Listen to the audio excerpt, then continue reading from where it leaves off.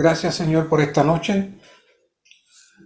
Gracias por este tiempo. Gracias por esta oportunidad que nos da de servir al cuerpo.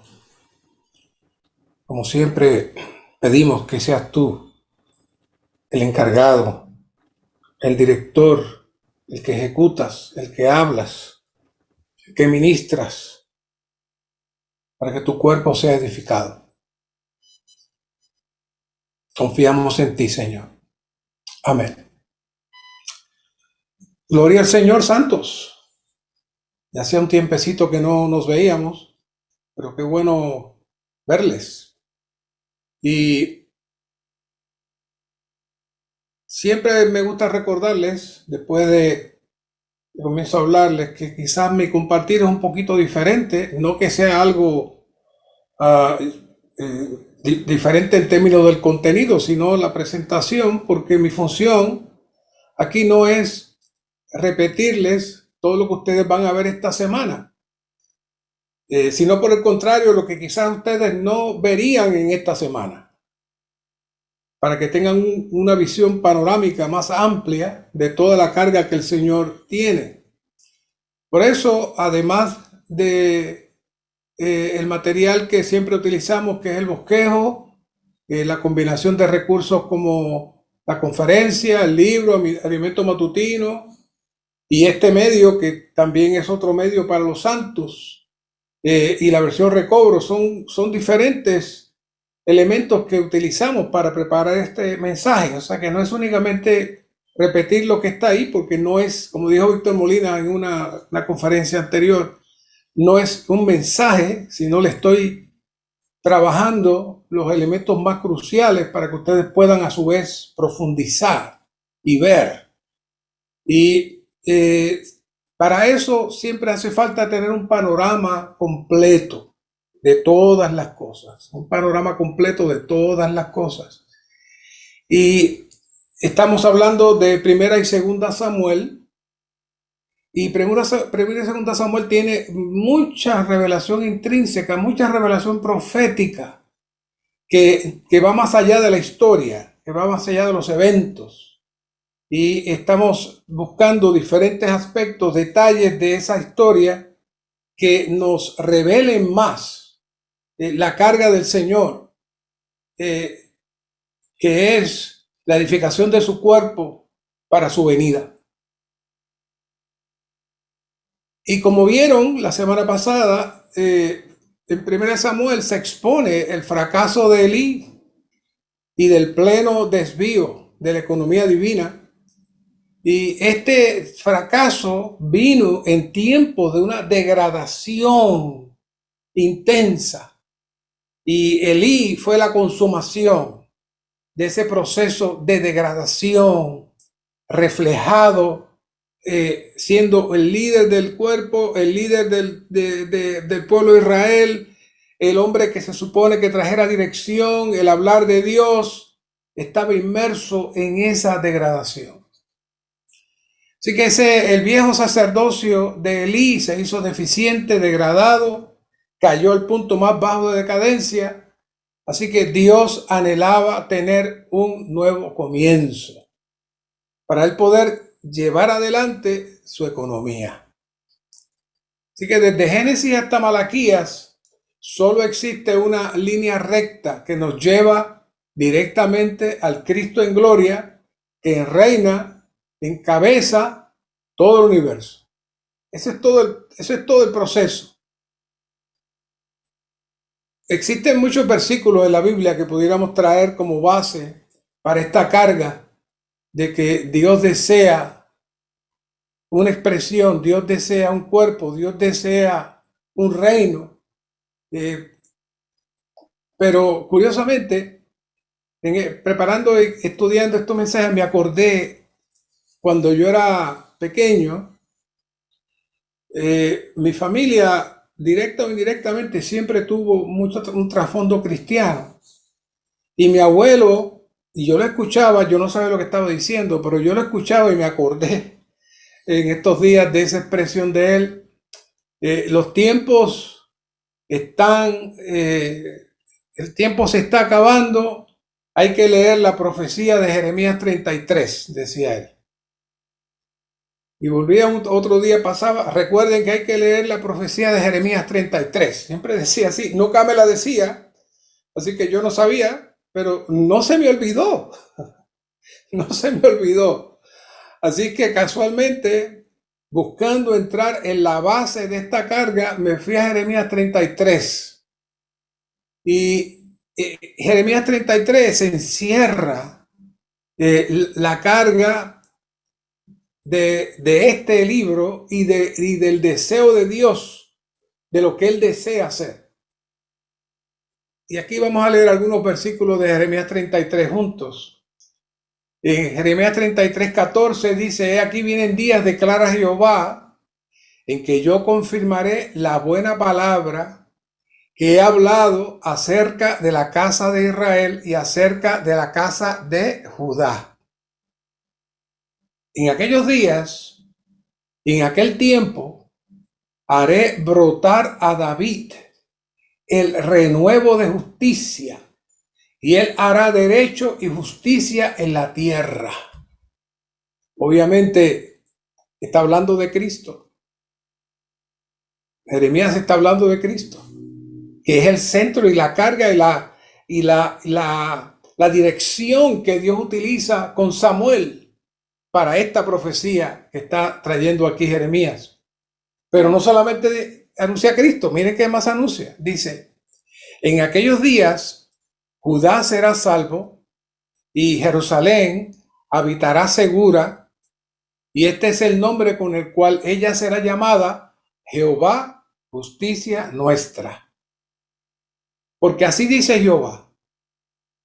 Número 1, no faltará a David varón que se siente sobre el trono de la casa de Israel, ni los sacerdotes levíticos faltará varón que delante de mí ofrezca holocausto, ofrezca ofrenda de harina y haga sacrificio continuamente.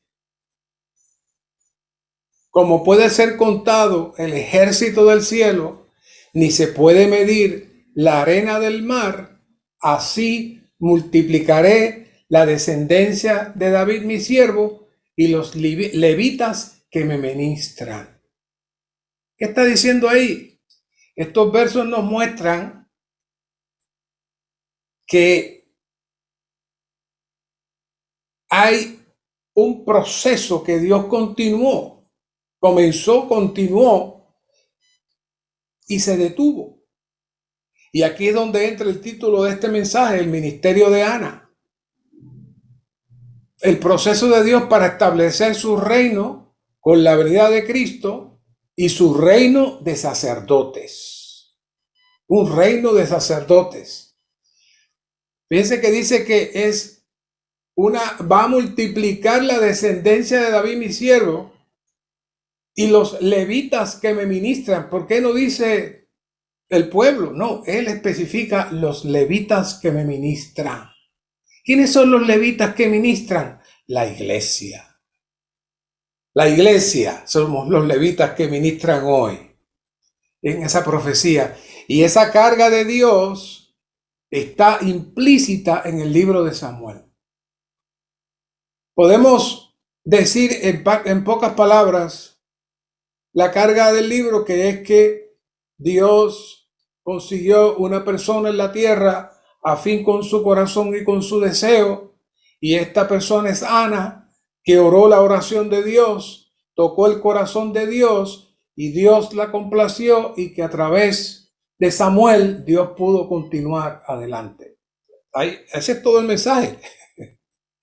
No obstante, mi deseo es que vean la profundidad de este asunto, de lo que hizo Ana, que vean cuán pesado y serio es este asunto para Dios y cuán importante esta pequeña mujer, esta insignificante mujer comparado con los grandes de los tiempos de esa época, cómo Dios la utiliza para él poder moverse. Así que podemos decir que el anhelo, siguiendo la pista de Jeremías, El anhelo de Dios es tener que un reino de sacerdote. Es tener un reino de sacerdotes. El ministerio sacerdotal no es la intención de Dios que sea otorgado a un grupo privilegiado, sino que es la función de todos sus hijos. Como dijo Jeremías, los levitas se van a multiplicar para que me ministren. Hoy el Señor ha cumplido esta profecía. Es decir, todos sus hijos debemos ser sus representantes, su expresión, su voz en este universo, como sacerdotes. Por eso cuando hablamos del reino de los cielos, casi nunca armonizamos el reino de sacerdotes con el reino de los cielos, pero hermanos, es una sola cosa. El reino de los cielos es la manifestación del reino de sacerdotes, que ahora son sacerdotes, profetas y reyes que representan a Dios, hablan por Dios y administran junto con Dios en su reino hoy en la tierra. Esa es la iglesia. Pero para que veamos la carga bien y podamos apreciar cuando entremos a la oración de Ana y la carga de Ana, le quiero dar un paseíto otra vez por la Biblia para recordarle muchas cosas que hemos hablado. Pero es bueno recordarlas y meterlas en este contexto. Ya saben que en Génesis 3:21 dice Jehová dijo, y Jehová Dios hizo a Adán y a su mujer túnicas de pieles y los vistió. Saben, este fue un acto de mucha trascendencia, muy importante. Pues fue en este momento, oigan bien, que se activó el poder eterno de Cristo en la cruz. ¿Por qué yo digo eso? Bueno, lo dice Apocalipsis 13:8 y en una nota de Primera de Pedro, el ministerio también lo repite y dice en Apocalipsis 13:8c, del Cordero que fue inmolado desde la fundación del mundo. El Cordero que fue inmolado desde la fundación del mundo. ¿Qué pasó ahí? Dios activó en ese momento de la caída de Adán la inmolación de Cristo e hizo válida el uso de sacrificios. ¿Para qué? Para mantener la comunión con el hombre. Y esos sacrificios eran un tipo de la realidad que habría de venir, pero esos sacrificios no estaban basados en algo sencillamente, solamente de imagen. No, tenían un peso. ¿Cuál era el peso? El Cordero que fue inmolado desde la fundación del mundo, es decir, en Dios, en su presencia. Así que este fue el primer gran acto de gracia y expiación entre Dios y el hombre. Y algún otro día podremos hablar un poco más de lo que es este tema de la gracia. Es maravilloso. Pero fue un gran acto de gracia. Luego, en 3:21, vemos todavía que Dios activa la función sacerdotal. ¿Cómo? Dios le sirve de modelo a Adán. Técnicamente el primer sacerdote fue Dios también, porque él le sirvió de modelo a Adán para que aprendiera a utilizar los sacrificios expiatorios para reiniciar la comunión con el hombre caído. Y utilizo a propósito la palabra expiación porque implica cubrir, no implica borrar, sino que se cubrían, pero al cubrirse por los sacrificios, Dios podía hablar con el hombre, tener relación con el hombre e interaccionar con el hombre para llevar al hombre a moverse en su economía. ¿Y cómo sabemos que fue eso así? Bueno, lo vemos con la tragedia de Caín y Abel y la disparidad de las ofrendas. Como Abel, afinado por su padre, estaba criando ovejas. ¿Para qué? No se comían las ovejas en ese tiempo. Para hacer sacrificios a Dios, que su padre le había entrenado y lo había perfeccionado. Y Abel Caín lo sabía, pero a Caín le molestó eso y dijo, no, no, no, y yo, y lo que yo hago, y mi trabajo. Yo le voy a ofrecer también una ofrenda a Dios de lo que yo hago y él lo tiene que aceptar. Pero él lo que no sabía era que la ofrenda de Abel estaba dentro de la carga y la economía de Dios que nos iba a llevar, los iba a llevar a Cristo. La ofrenda de frutas y vegetales era muy bonita, pero estaba fuera de la carga de Dios para moverse hacia la ruta de su hijo. Así que después vemos todo el proceso, toda la línea que sale, y este término, la línea de la vida, lo van a ver esta semana, la línea de la vida que Adán logra establecer, aún dentro de la caída, Adán logra establecer la línea de la vida, se lo transmite a su primer hijo, y su primer hijo lo transmite a su segundo hijo, y su segundo hijo lo transmite, y lo transmite hasta que llegamos a Noé. Hay un mensaje que dimos hace un tiempo que hablamos de todos esos personajes, ustedes lo tienen que tener por ahí.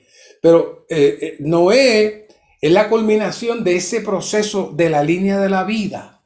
¿Y saben qué todo el mundo hacía? ¿Qué fue lo primero que hizo Noé cuando salió del arca? Un sacrificio.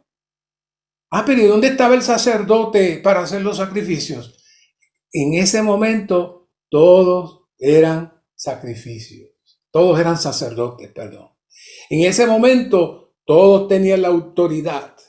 Todos tenían la capacidad de moverse, ofreciendo sacrificios. No era algo exclusivo de unos profesionales, sino que era lo que Dios anhelaba, un reino de sacerdotes. Y eso estuvo funcionando así desde Adán hasta Caín. Luego hay una brecha y luego entonces Dios saca a Abraham de esa brecha. Y Abraham lo vemos que aún saliendo de un lugar de contaminación y de idolatría, aún Abraham guardó esa práctica de ofrecerle sacrificios a Dios y de invocar el nombre de Dios también. Hay lugares donde Abraham dice invocó e hizo sacrificios. O sea que las dos prácticas que Adán y sus hijos hicieron, que era los sacrificios e invocar el nombre, a Adán la capturó,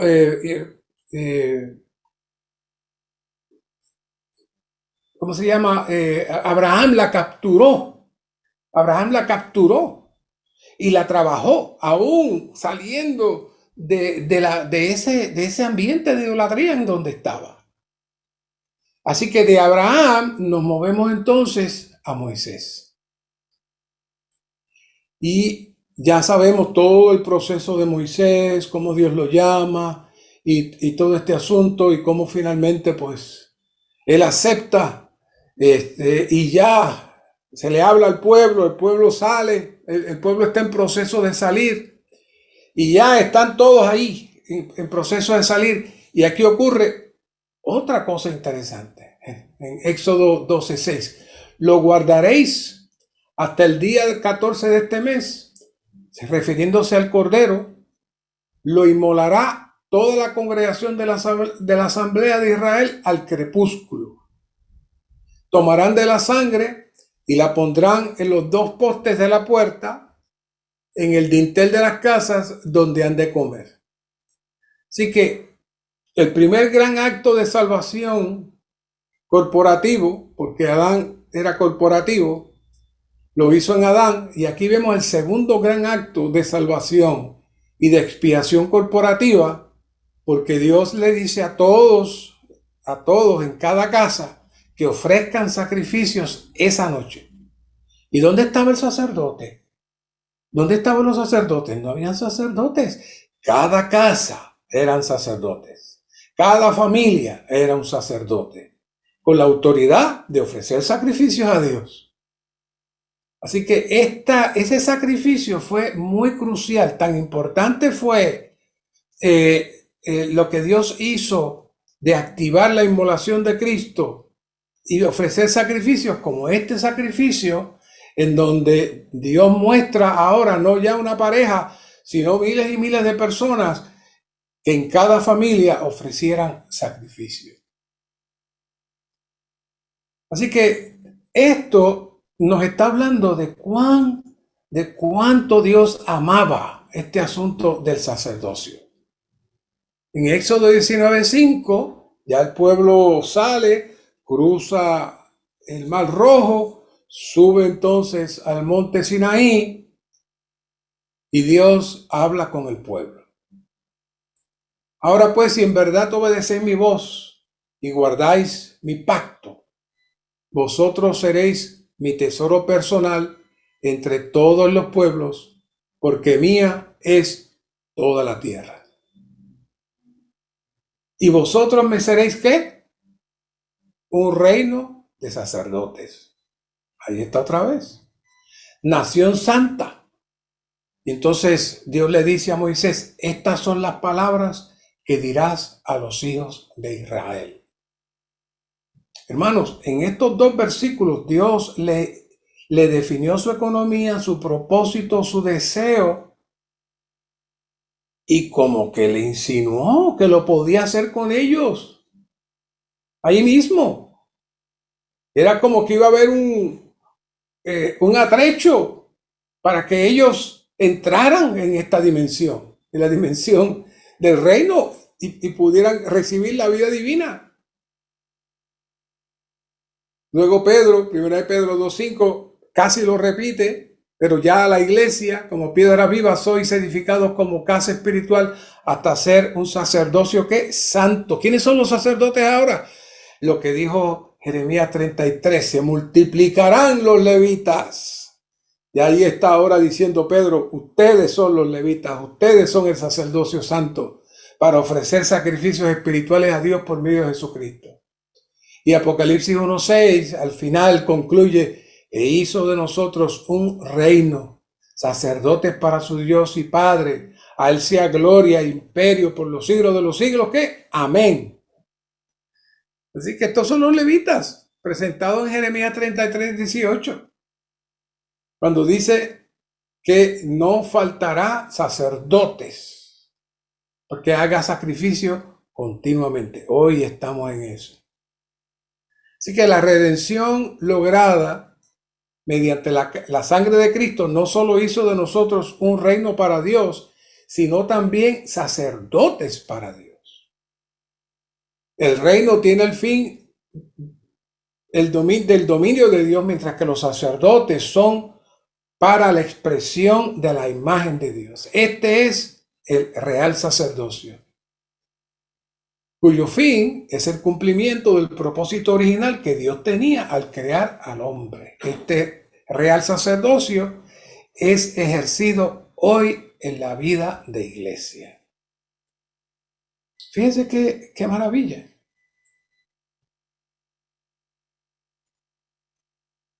Será practicado intensivamente en el reino milenario y tendrá su plena consumación en la nueva Jerusalén. O sea que este sacerdocio va a perfeccionarse y va a llegar a unos niveles espirituales muy altos.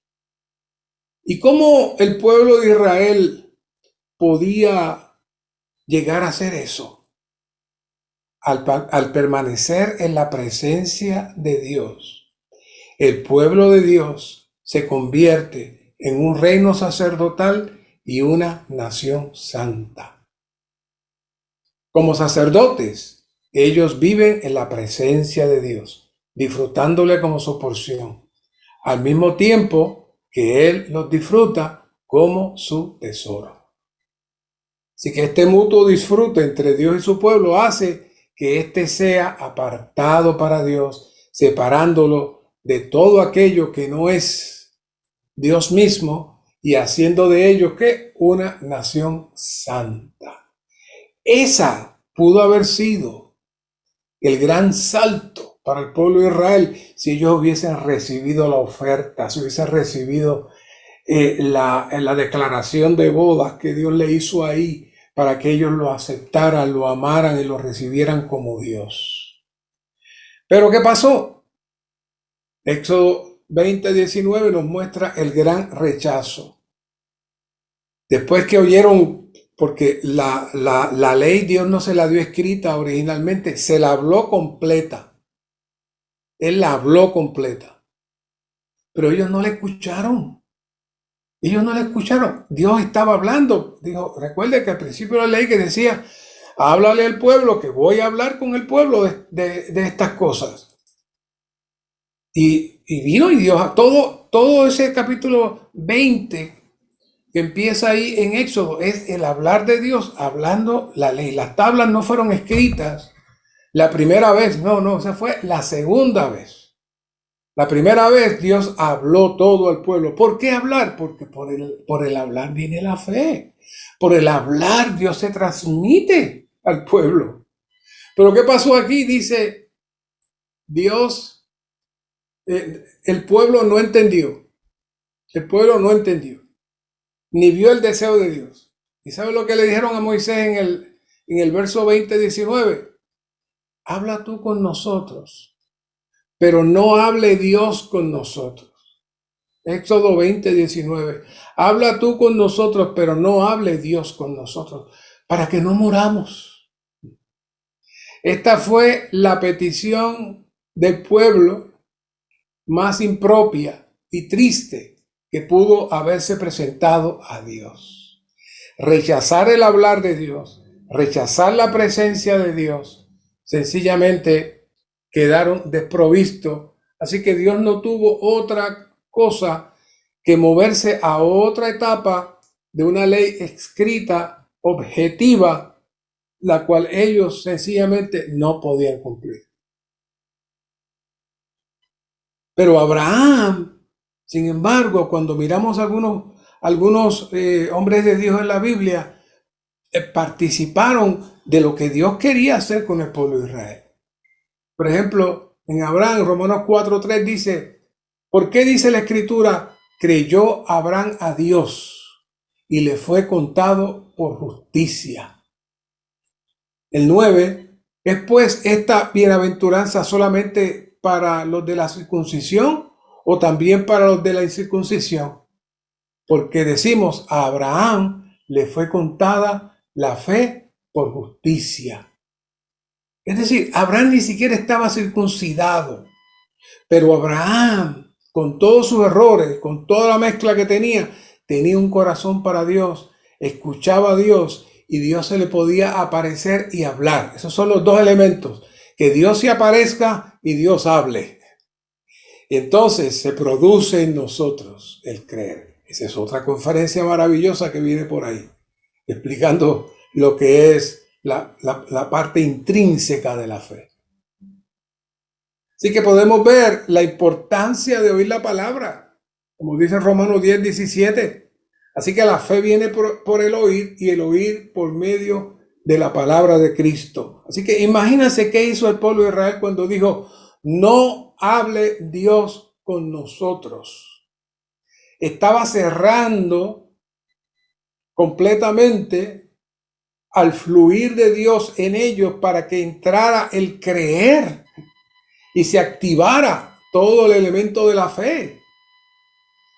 Ni querían estar presentes, ni querían escuchar. Los dos elementos esenciales por el cual Abraham fue justificado y todos los anteriores desde Adán hasta Noé, todos ellos participaron de la presencia y el hablar de Dios.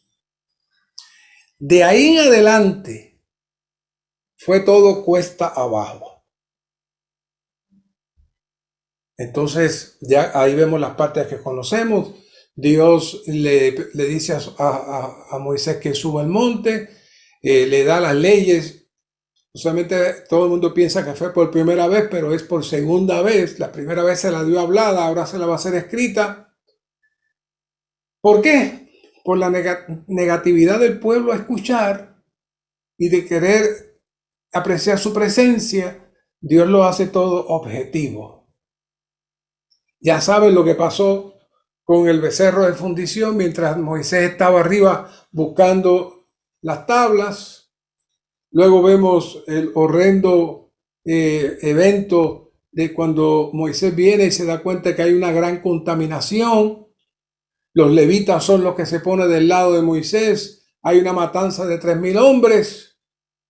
Se consagran los hijos de Aarón y sus hijos para servir en un sacerdocio exclusivo en el tabernáculo, aunque posteriormente es que se ordenan, pero aquí ya Dios dice, conságrense.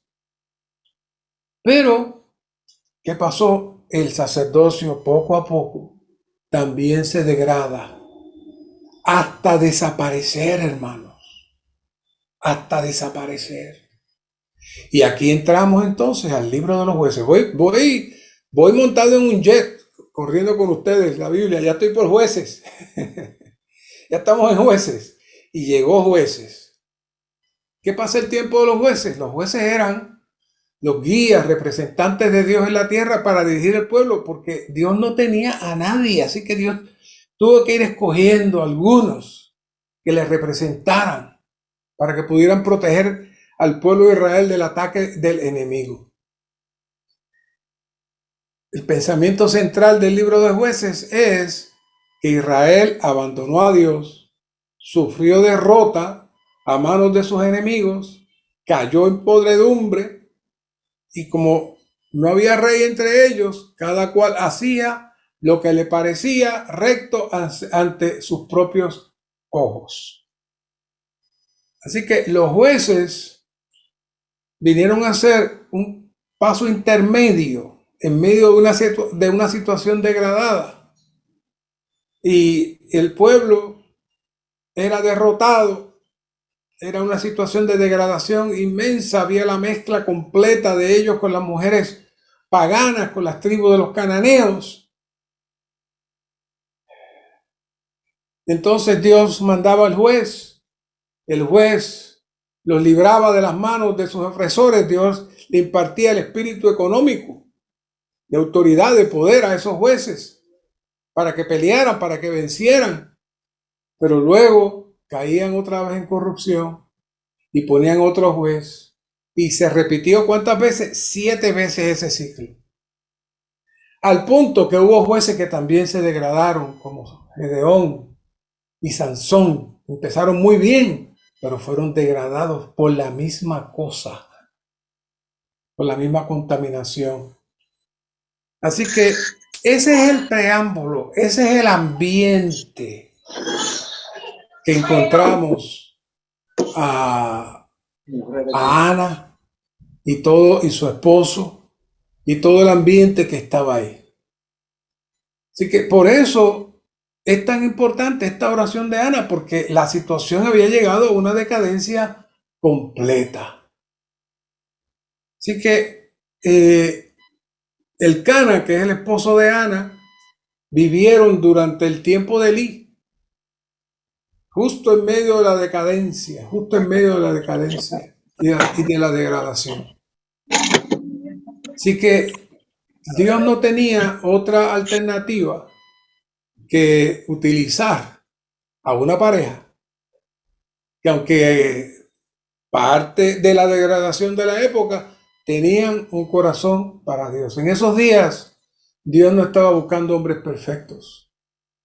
Era demasiada degradación. Dios estaba buscando por lo menos hombres con un corazón que le amaran a Él, que le escucharan. Primera de Samuel 1:1 dice, hubo un varón de Ramataim Sofín, de la región montañosa de Efraín, que se llamaba Elcana, hijo de Jeroam, hijo de Eliú, hijo de Tohu, hijo de Suf, efrateo. Y aquí el 1:2 dice, y tenía 2 mujeres. El nombre de una era Ana y la otra Penina. Y Penina tenía hijos, mas Ana no los tenía. Y no quiero dejar pasar por alto esto porque como que uno se acostumbra a esto que dice, y tenía 2 mujeres. Ah, pues está bien, tenía 2 mujeres. Bueno, no. Esto es un cuadro que nos habla de la degradación que había en ese tiempo. Una degradación que venía ya por siglos, en donde todo se alteró, todo se cambió, se cumplió lo que decía Isaías: lo bueno le llaman malo y lo malo le llaman bueno. Estaba todo completamente deteriorado. Así que se presenta aquí de una manera como natural y espontánea. Bueno, un hombre que tenía dos mujeres, sí, tenía dos mujeres, cierto, pero era parte del proceso de la degradación. Si miramos hacia atrás, ¿cuántas mujeres tenía Adán? Una. Y hasta Noé, toda esa descendencia, uno puede darse cuenta que todos ellos tenían que una esposa. No dice que Noé subió dos esposas ni tres esposas al arca, una esposa.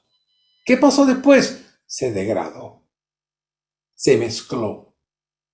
Los descendientes del tataranieto de Caín, Lamec, de ahí se prolifera esta contaminación y mancha la historia del hombre hasta que llegamos aquí a esta hermosa historia que, aunque es algo normalmente social y Dios no lo cuenta, porque si el pecado la persona no sabe, Dios lo deja hasta que madure y crezca, pero no es algo normal.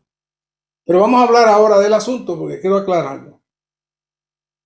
Así que Elcana y Ana preservaron la carga de Dios del principio de reproducir descendencia para Dios. Ellos tenían esa carga dentro de ellos. Desde Génesis 2:24 leemos que hay un mandato para la pareja, que la pareja sea una sola carne. ¿Y cuál es el propósito de esta pareja ser uno? Producir descendencia que represente a Dios y exprese a Dios. Y que tengan la reproducción de muchos hijos para Dios. ¿Dentro de qué? Dentro de la línea de la vida. Esa era la carga de Dios. Abraham, como Rebeca, tuvieron el mismo sentir de esta descendencia que fuera asegurada. Lo vemos en Génesis 24:3, donde Abraham está hablando con su siervo y le dice: y te haré jurar por Jehová, Dios de los cielos y Dios de la tierra, que no tomarás para mi hijo mujer de las hijas de los cananeos entre los cuales yo habito. De ahí no. ¿Por qué? Porque Abraham estaba claro que tenía que salir una descendencia para Dios. Y con las mujeres cananeas no se puede. Los hermanos y las hermanas de la iglesia deben entender ese principio. El matrimonio es para la vida, es para la iglesia. La boda del juez, esa es la que se refiere que en los días de Noé se casarán y se darán en casamiento. Ese son ese tipo de boda. Pero en la iglesia se da para que Dios tenga ¿qué? Su descendencia y su expresión. Y luego Génesis 27:46 dijo: y dijo Rebeca a Isaac: fastidio tengo de mi vida a causa de las hijas de Het, las hetitas. Y si Jacob toma mujer de las hijas de Het, como estas de las hijas de la tierra, esta es la expresión más contundente. ¿De qué me servirá la vida? ¿Cuál fue la carga de Rebeca que le impartió Isaac, que le impartió su suegro Abraham? De que había una descendencia y que los hijos Dios los puso ahí para que siguieran esa descendencia para él. Así que este punto nos permite comprender la oración de Ana.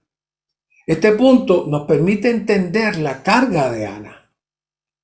No fue que este asunto le llegó a ella de momento, no fue que solamente es que se sentía mal porque no podía tener hijos y Penina tenía hijos y ella no tenía hijos. No, es que Ana deseaba darle descendencia, no a su marido, darle descendencia a Dios. Ana, al ser estéril, no podía contribuir con el deseo de Dios con su descendencia. Así que esa fue su carga. debemos entender a Ana. ¿Cuál es el trasfondo? El trasfondo, Dios quiere un pueblo de sacerdotes, Dios quiere tener una reproducción de muchos hijos que le sirvan y que le honren. Y Ana se sentía parte de esa carga. Ese es el proceso, el plan de la economía de Dios, estaba ahí escondido. Y como ellos permanecieron en la línea de la vida que Dios estableció, ellos tenían la sensibilidad de Dios y la carga de Dios dentro de ellos sabían.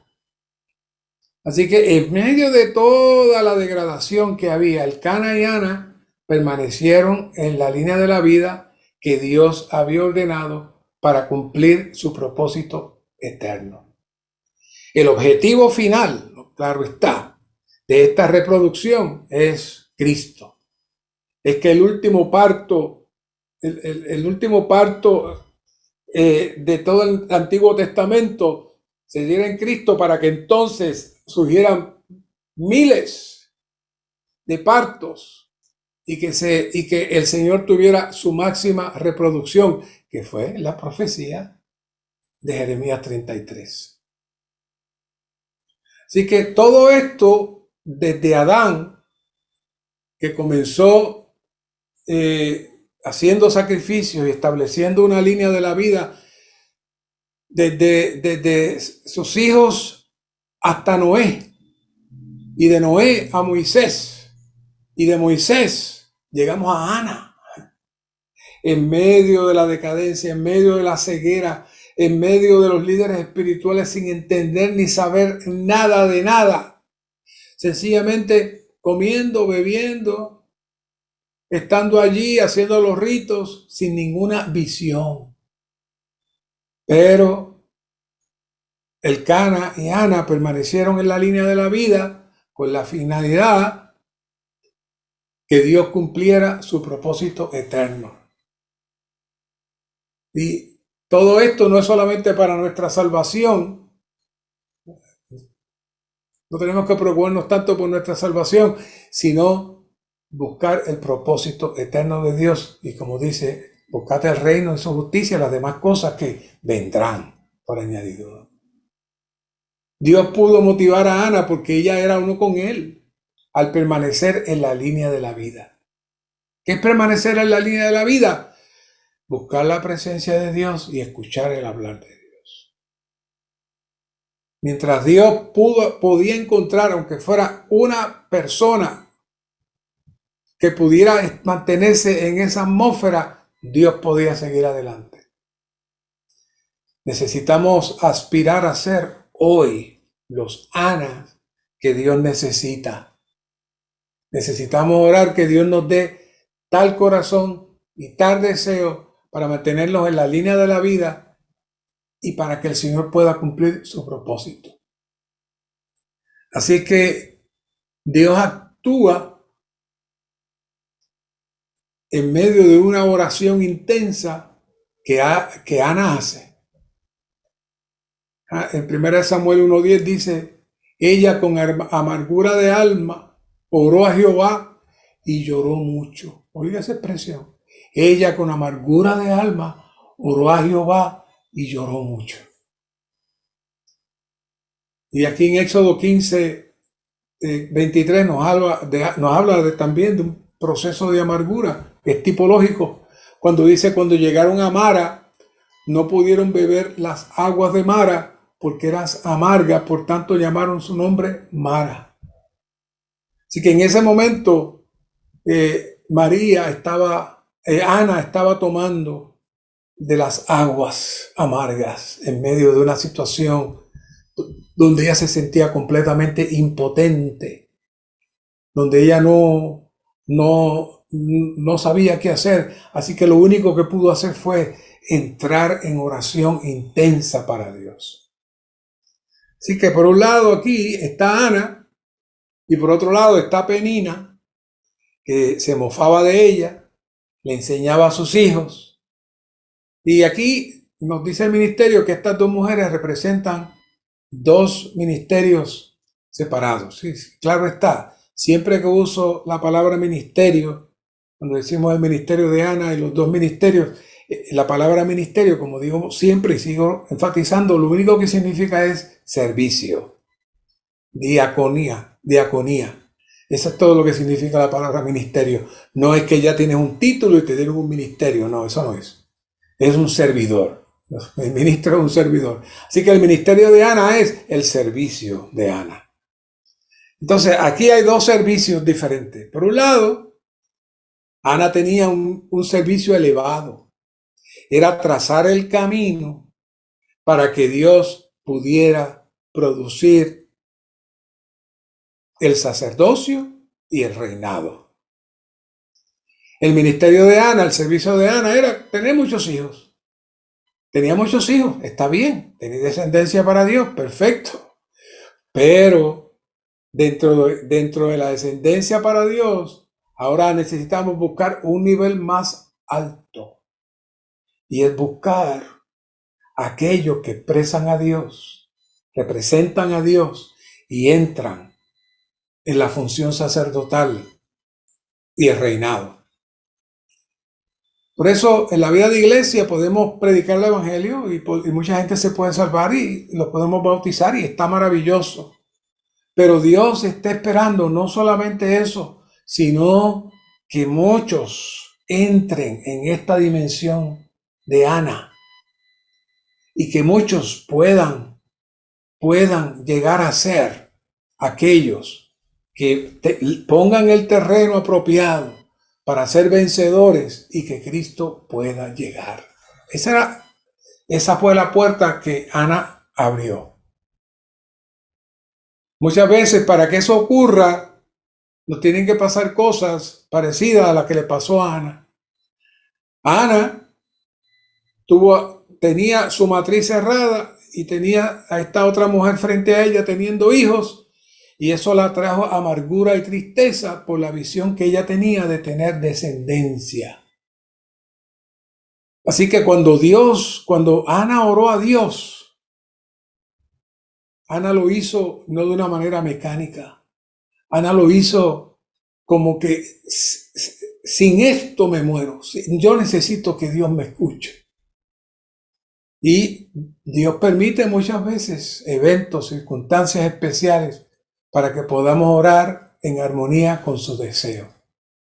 Así que, ¿cuál fue el ministerio de Ana? El ministerio de Ana fue la oración en la tierra que armonizó con la operación de Dios en los lugares celestiales para que Dios pudiera en la tierra llevar adelante su propósito.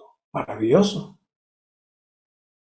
Podemos decir que cada vez que nos encontramos en circunstancias amargas y estamos amargos en nuestro ser, necesitamos derramar nuestra alma junto con nuestro corazón delante del Señor y ser reales, ser honestos a Él. Tal oración produce los vencedores. Y tal oración traen el rey con el reino. Así que cuando lleguemos a las aguas amargas, tenemos que comprender que Dios nos está motivando secreta y soberanamente a orar de manera desesperada, no solo por nuestra sanidad y nuestra ayuda, sino para que se produzcan nazareos vencedores, quienes cooperarán con Él para introducir al Rey con su reino. Cuando el nombre de Dios se exalte en toda la tierra y el reinado del mundo pase, entonces el reino de nuestro Señor y de su Cristo vendrá y Él reinará por los siglos de los siglos. Todo eso lo produjo Ana. Estaba todo estancado. Vean el peso de esa oración. Toda la carga del sacerdocio que Dios instauró desde Adán hasta que se movió completamente, todo se detuvo. Todo lo que había era muerte, estaba todo detenido. Esa fue la pequeña brecha que Dios utilizó. Para eso Ana hizo voto diciendo en 1 Samuel 1:11, oh Jehová de los ejércitos, si miras la aflicción de tu sierva, te acuerdas de mí y no te olvidas de tu sierva, sino que das a tu sierva un hijo varón, Yo lo daría a Jehová por todos los días de su vida y no pasará navaja sobre su cabeza. Así que podemos decir que el origen de Samuel fue el resultado del Dios que induce y provoca la oración de Ana. Así que después de una oración como la que ofreció Ana, Dios la escuchó, Dios armonizó con ella, porque facilitaba su deseo y su propósito. Así que Dios actuó inmediatamente con la oración de Ana y Ana quedó embarazada de Samuel. La oración de Ana fue un eco del deseo del corazón de Dios. Esta fue la cooperación humana con el mover divino para que la economía eterna de Dios fuese llevada a cabo. Dios podía motivar a Ana por ser ella una persona que era uno con él en la línea de la vida. Si no, no podía. Su corazón estaba abierto a Dios. Entonces, siempre y cuando Dios se encuentre y cuente con una persona así, Él podrá avanzar sobre la tierra. Nuestra oración, Señor, haznos con un corazón que tú puedas avanzar sobre la tierra. Dios necesita la cooperación del hombre. La oración de Ana fue la respuesta de la carga de Dios, de que Dios necesita que...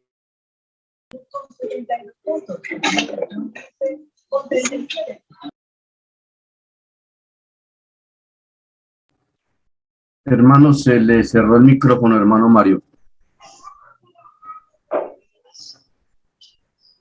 Hermanito Mario, se le cerró el micrófono.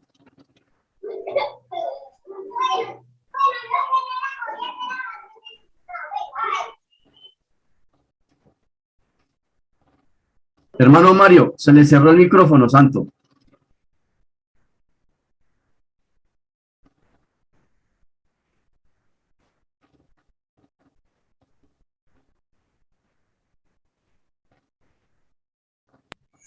Oh, Ahí está, me di hermano. cuenta.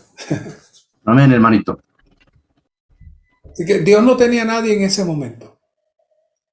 Y la tierra fue usurpada por el enemigo.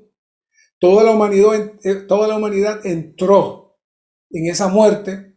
Dios se quedó sin representantes. ¿Y quién apareció? Apareció Ana. Y por la carga de Ana, Dios pudo producir un nazareo que se entregara exclusivamente al cumplimiento del deseo de Dios.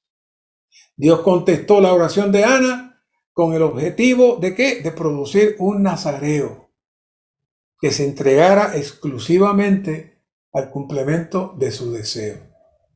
Así que Ana lo ofrece a Jehová y dice, por este niño, en Samuel 1:27, por este niño oraba y Jehová me concedió lo que le pedí. Y el 28, yo pues lo he dado en préstamo. Esa expresión es muy interesante. Yo lo he dado en préstamo a Jehová. Todos los días que viva será prestado a Jehová. Y él adoró allí a Jehová. Luego, más o menos a la edad de 2 o 3 años, fue ofrecido a Jehová por su madre en cumplimiento del voto que ella había hecho a Dios. Así que definitivamente, para Ana como madre, y después de haberlo orado tanto, desprenderse de su hijo no pudo haber sido algo sencillo. Pero Ana cumplió su voto y ofreció a Samuel a Dios. Sobre este tema de que Ana lo dio a préstamo, hay dos puntos importantes aquí. Espiritualmente, Dios no tenía nada.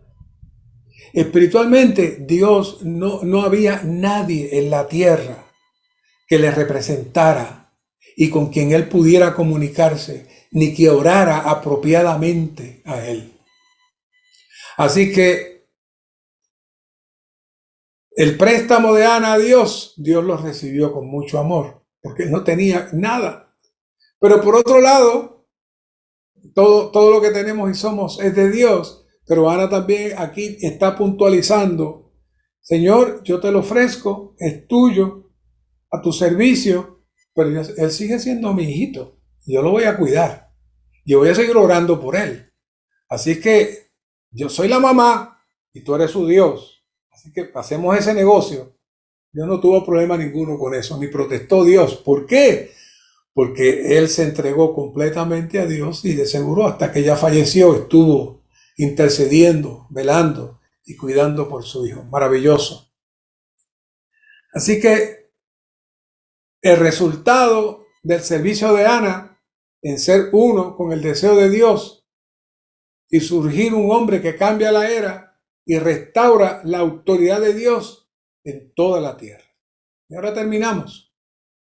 Samuel entra a restaurar todos los servicios que estaban completamente caídos. Por eso esta oración de Ana es tan poderosa, porque es que encarrila completamente el mover de Dios en la tierra. Así que hay 5 categorías de servicio que fueron restauradas en Samuel. Primero, él fue un nazareo consagrado a Dios, con el fin absoluto de que Dios cumpliera su economía. Estaba el nazareato, pero que Dios lo aceptara Samuel. Así que él sirvió como un nazareo que había sido consagrado a Dios con el único fin de que Dios cumpliera su economía. Él fue voluntario a ese servicio. Y ese voto nazareo lo inició su madre, pero él lo completó con su vida. Luego se activa apropiadamente el ministerio sacerdotal. Y este fue un caso interesante porque Samuel fue un sacerdote no por nacimiento, sino porque Dios lo levantó de manera específica. Dios dice en el 2:35, y yo me suscitaré un sacerdote fiel que haga conforme a mi corazón y a mi alma. Dios lo hizo sacerdote. Punto. Y yo edificaré casa firme y andará delante de mí ungido todos los días. Hablando de Samuel. Esto indica que Samuel sería un fiel sacerdote que actuaría en nombre de Dios y que incluso asignaría y nombraría reyes que establecieran el gobierno divino. Él fue quien designó y ungió a David. Así que con esto podemos ver cuán elevadas e importantes llegaron a ser las capacidades y funciones de Samuel. Así que él, en cierta medida, sustituyó el sacerdocio arónico y estableció un nuevo sacerdocio. También se restauró el ministerio profético. Samuel no solo ministró o sirvió en calidad de sacerdote, sino también como profeta. Como sacerdote, ungió al rey, pero como profeta, él era el consejero del rey. Como profeta, él comunicaba la palabra de Dios. Ya no era una enseñanza fría, no, él transmitía el hablar de Dios. Luego restaura la posición de juez. El sacerdote sirve a Dios, el profeta habla por Dios, pero el juez implementaba la administración gubernamental. Así que podemos decir que Samuel ocupó en la tierra la posición de Dios, es decir, representó a Dios en la tierra en todas las funciones. Así que él fue nazareo, sacerdote, profeta, juez. Así que en la vida de la iglesia hoy, el Señor también quiere que nos movamos en esas funciones. Hoy en el recobro del Señor tenemos también el oficio de sacerdote, el oficio de profeta y también reyes juntamente con el Señor. Claro, el rey es Cristo, el profeta es Cristo y el sacerdote es Cristo en nosotros, operando en nosotros, para su economía y para su propósito. Y como último, Al igual que su madre, vino a ser un hombre de oración. Samuel ministró como hombre de oración. Él ora por los escogidos de Dios, los hijos de Israel. Samuel oró para que los hijos de Israel fueran preservados en el camino de Dios, que fueran uno con Él, que no cayeran en el lazo de los ídolos paganos, sino que disfrutaran a Dios como Ebenezer, que significa piedra de ayuda. Dice, tomó luego Samuel una piedra y la puso entre Mizpa y Sen y le puso por nombre Ebenezer, diciendo, hasta aquí nos ayudó Jehová. 1 Samuel 7:12. Por medio de Samuel y todas sus funciones se estableció el orden. Fueron derrotados, los filisteos fueron sometidos. Esta era la situación existente cuando Dios mandó a Samuel a que ungiera a David como rey. Le dejó la casa en orden, completamente en orden a David. Así que Samuel presenta a David, Dios, sabemos la historia, Dios le dice, ese es. Y David viene a ser el descendiente de Cristo. Así que la oración de Ana abrió la puerta para que Cristo llegara.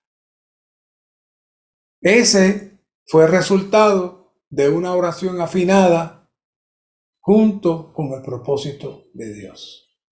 Espero que valoren este mensaje y vean lo grande y maravilloso de esta función, de esta humilde mujer que puso el andamiaje adecuado para que Cristo llegara. Gracias, Señor, por este tiempo. Gracias por tu palabra. Permítenos ir adelante. Queremos ser aquellos que oran conforme a tu deseo, que oran conforme a tu carga. Sálvanos, Señor, de estar pendientes solamente de nuestras cosas, no estar afinados con tu espíritu. Señor, llévanos a vivir en tal armonía contigo. Gracias, Señor. Amén.